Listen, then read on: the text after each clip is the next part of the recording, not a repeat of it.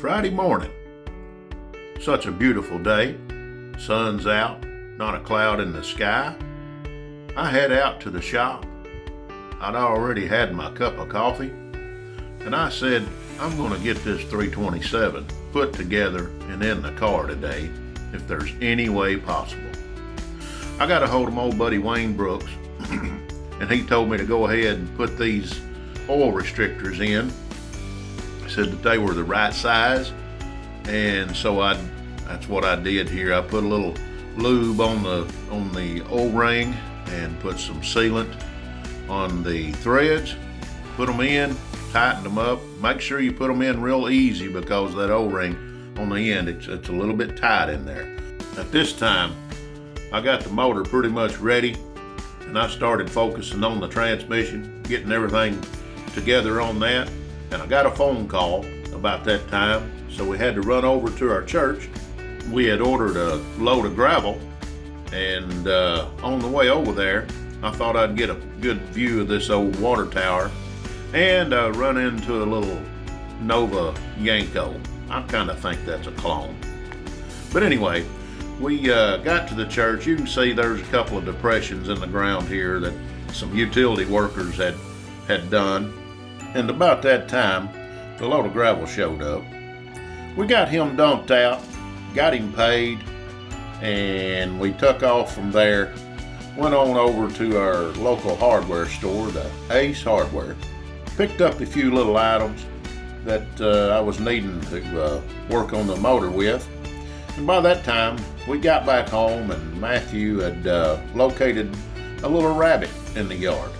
And so Mama Outfit was wanting to keep it, and I said, no, we better turn it back.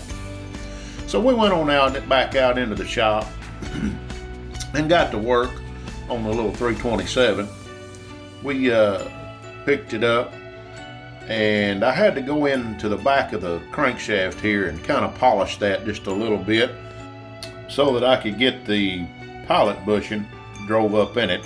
It wouldn't, I didn't want to make it too tight. It was snug enough the way it was.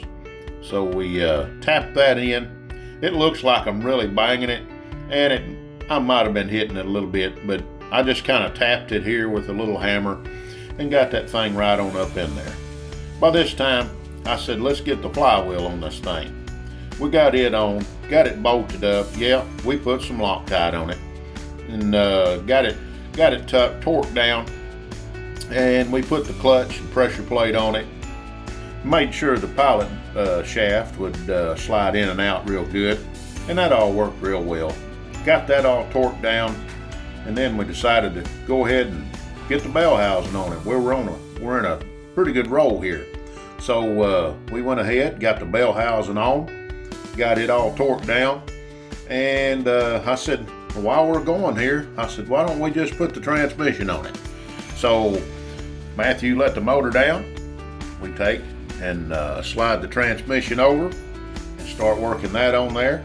Takes a little bit of jiggling, as anybody knows, to get those lined in there sometimes, especially with a hydraulic throwout bearing up on your pilot shaft there. So we got that on, all bolted up, torqued down. We decided, well, let's just go ahead and put this thing in this car. So we slide it in there, we let it down, and once we get it let down, we start figuring out we've got a problem. And I'm scratching my head here. I may not actually be doing it, but I'm scratching my head and trying to figure out what happened.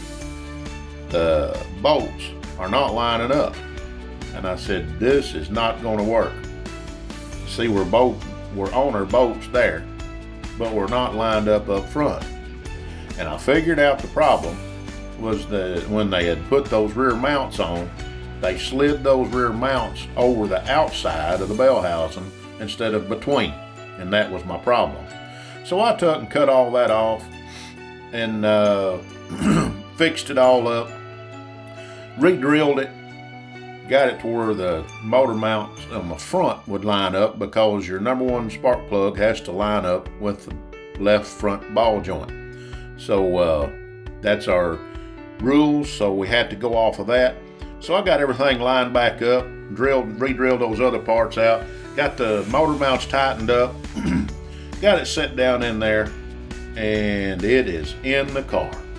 Finally, the motor is in the car.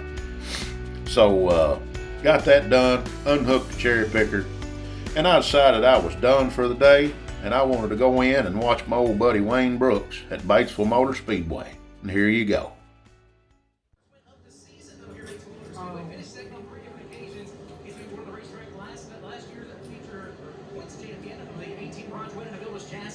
There's the 17 Young Money Ashton will be teammates to Roger Witt.